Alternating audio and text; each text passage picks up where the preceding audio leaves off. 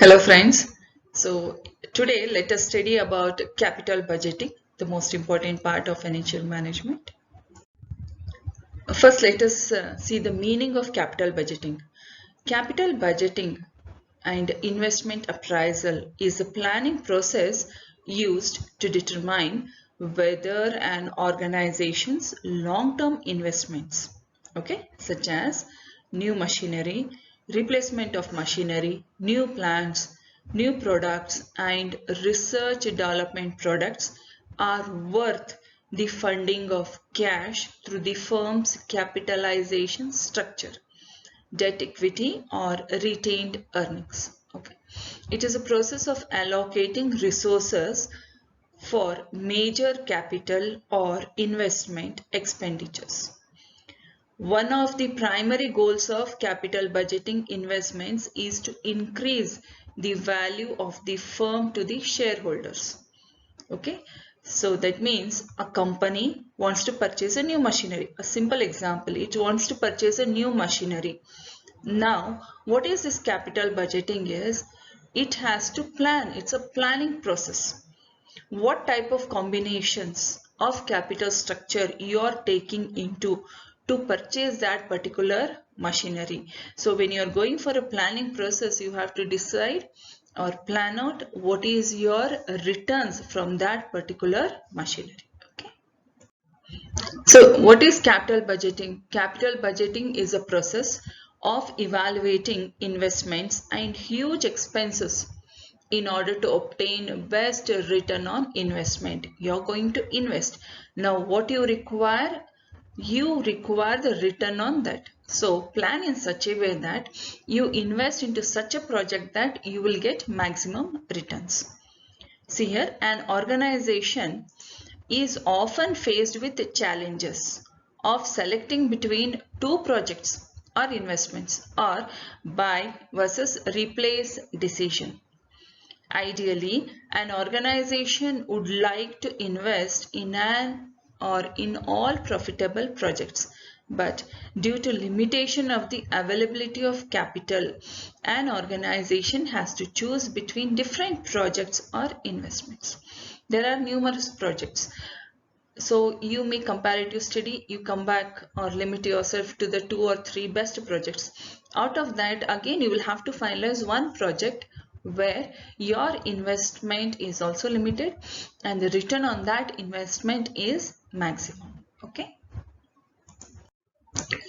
Capital budgeting as a concept affects our daily life. Now, everywhere in our daily life also we have capital budgeting. Whenever we go for a simple shopping, we have 2 to 3 options.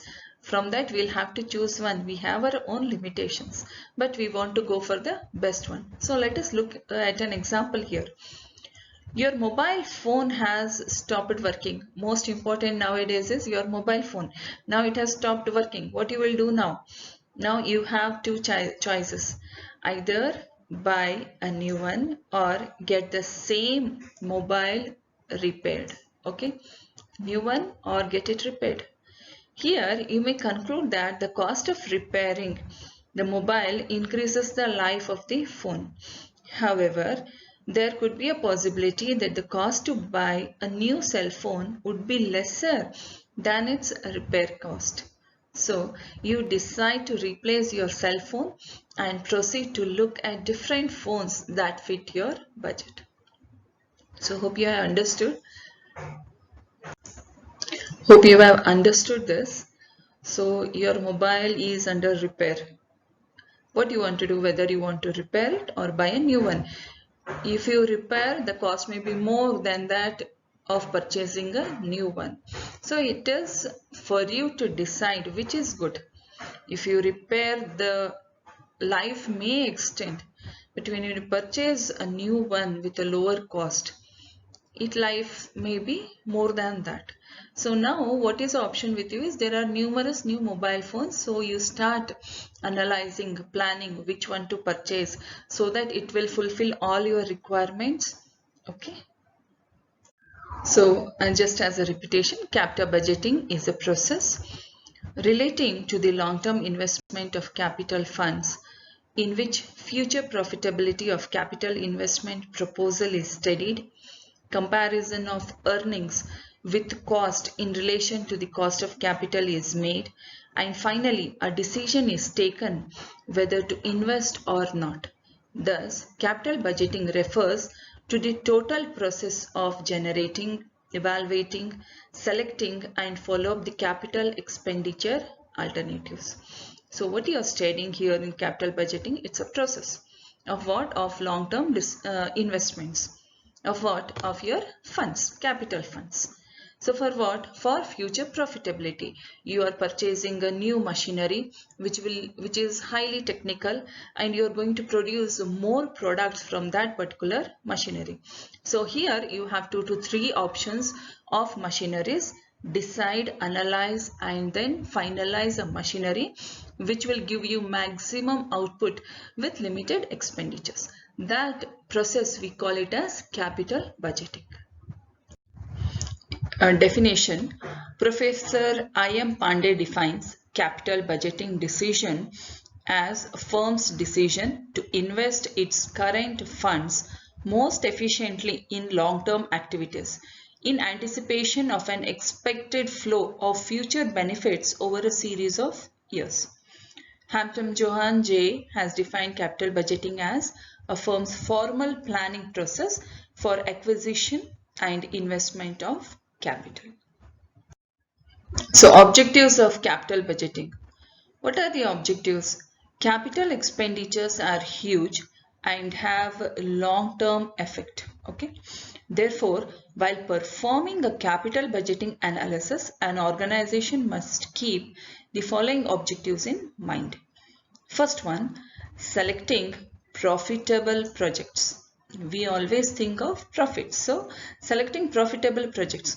An organization comes across various profitable projects frequently, but due to capital restrictions, an organization needs to select the right mix of profitable projects that will increase its shareholders' wealth.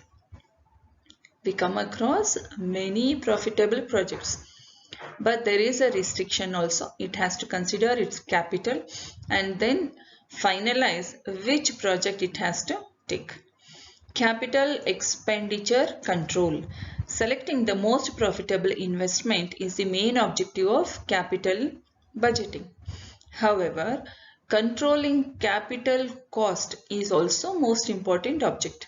Forecasting capital expenditure requirements and budgeting for it. Ensuring no investment opportunities or loss of crux of budgeting. You see, as it is very important to select the profitable project, it is also important to control the cost. For that, you have to forecast and make the correct budgeting and analyze what may be your future expenditures. Third one, finding the right sources for funds. Now, determining the quantum of funds and the sources for procuring them is another important objective of capital budgeting.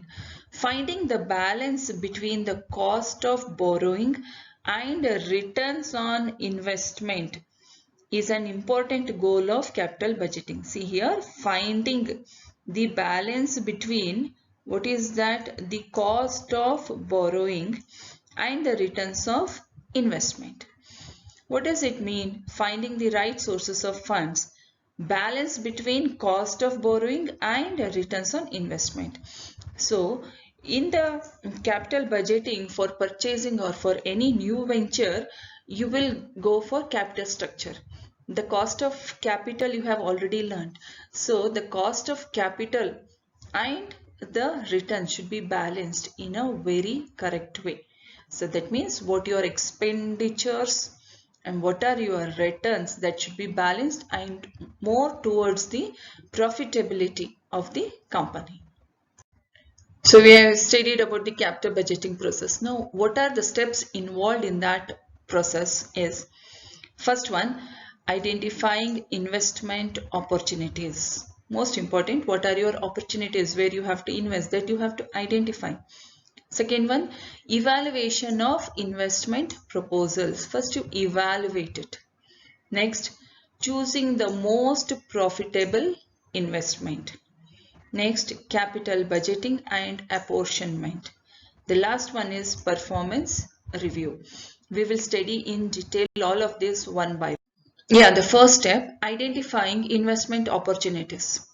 An organization needs to identify an investment opportunities. And investment opportunities can be anything from new business line to the product expansion to the purchasing of new asset, etc. For example, a company finds 2 new products and that they can add to their product line. Okay, so there are 2 products which can be added to their product line. Now the question is, these are the opportunities of investment. That is a new product which you have to add to your product line so that there will be a profit. So these are the 2 investment opportunities you have got. Now next one is evaluate. So evaluating investment proposals.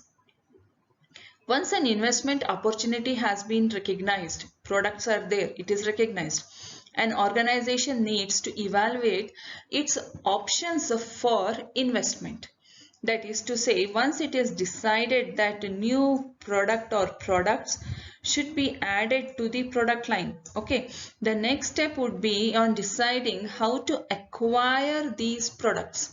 There might be multiple ways of acquiring them.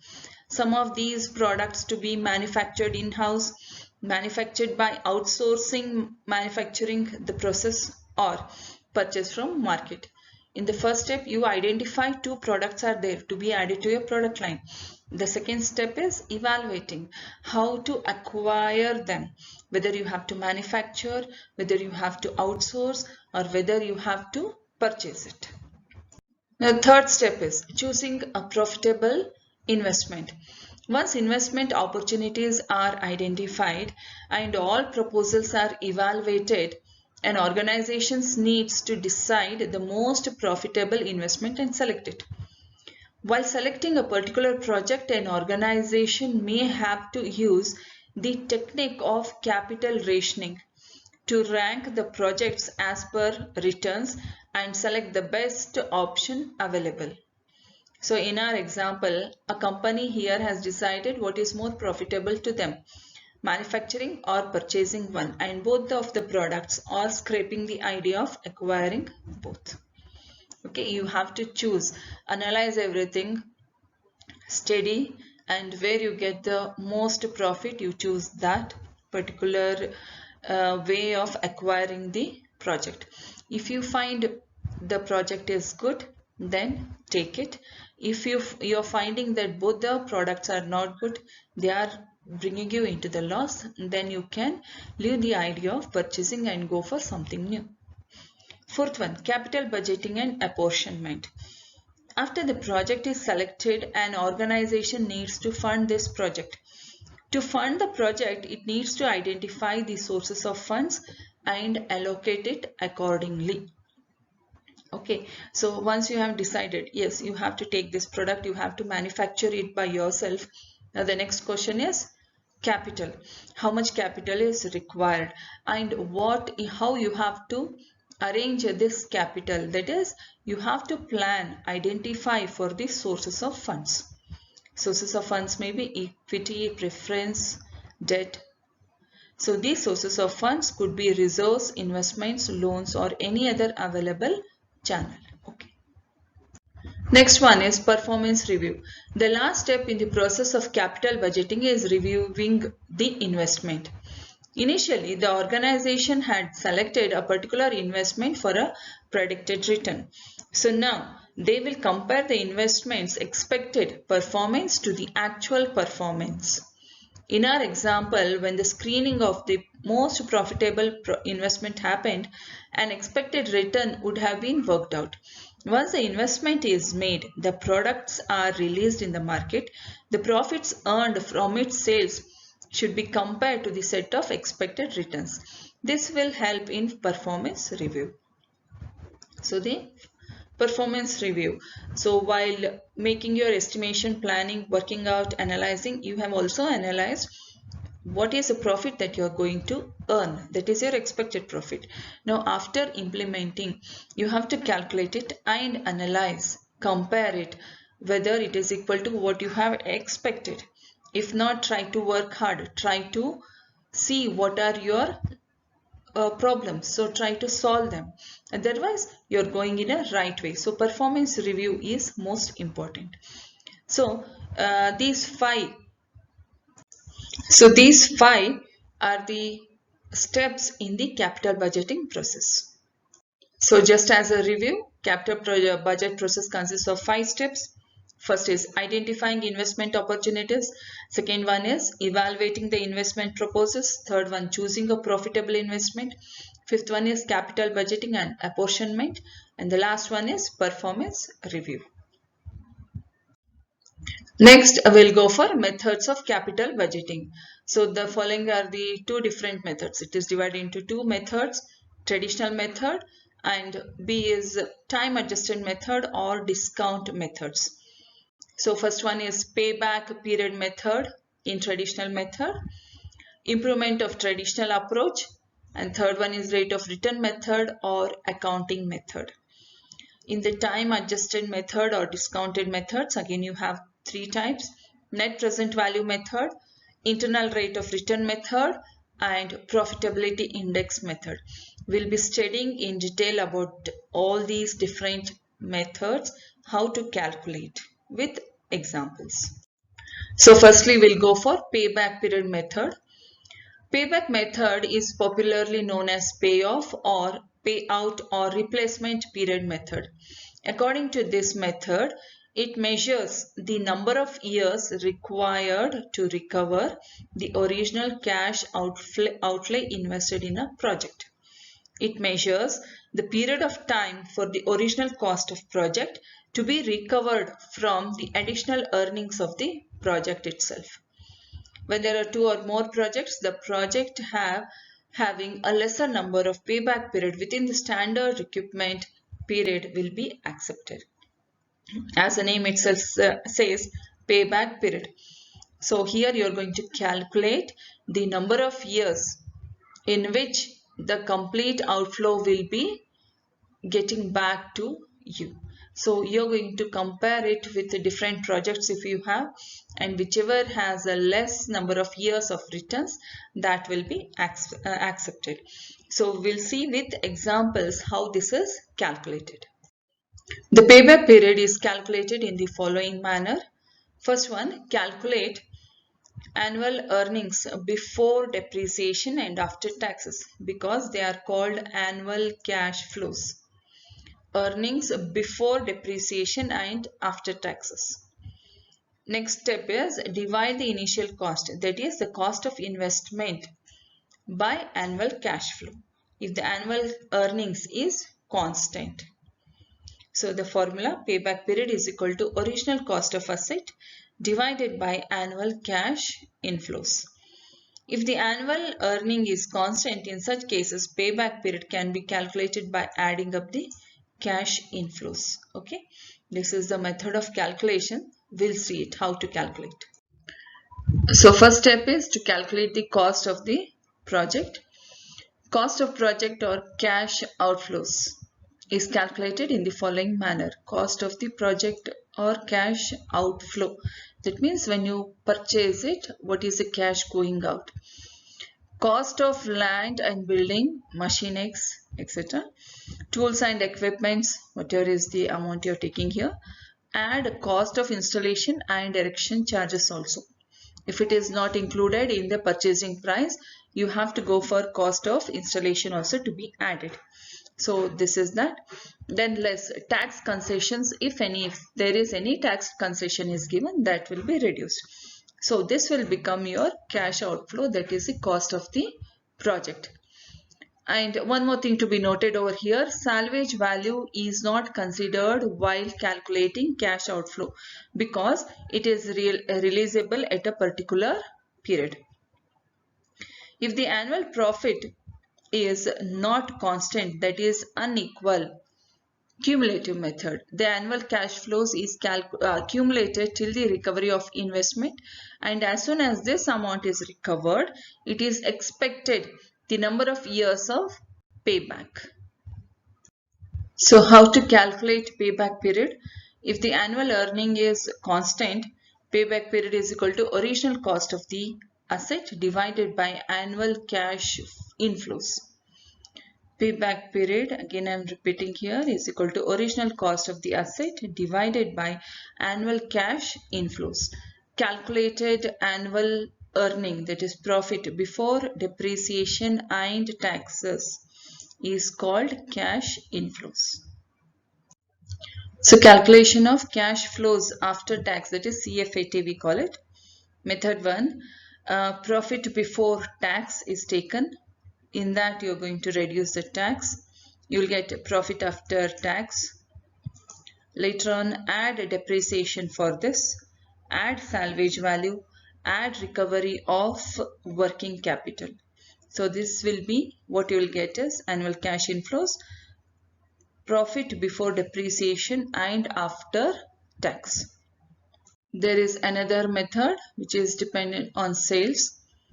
So sales less operating expenses paid in cash, less depreciation, you will get profit before tax, reduce tax, you will get profit after tax. Okay, now again you have to add depreciation because this is always before depreciation. You have reduced this. Why you have reduced this? So that you will get PBT, and within that you can reduce tax. But after that, after reducing, again you have to add it here because you are calculating tax. After that, again you'll be adding depreciation. This is one of the major point over here. Should not forget. Next, you'll get net cash inflows. Okay. Okay. Thank you for watching this video. Hope you are have understood about the theory of capital budgeting and payback period also. In my next video, I'll be sharing with you the theory as well as the calculation of problems of payback period. Thank you.